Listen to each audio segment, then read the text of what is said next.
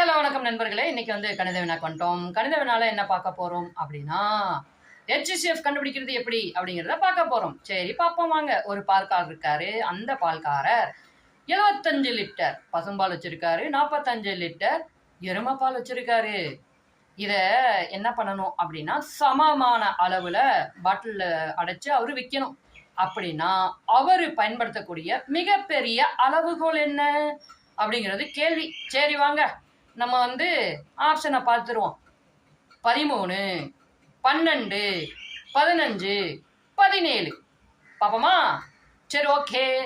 75, 45 இதுதான் நமக்கு வந்து தேவையானது. சரிங்களா?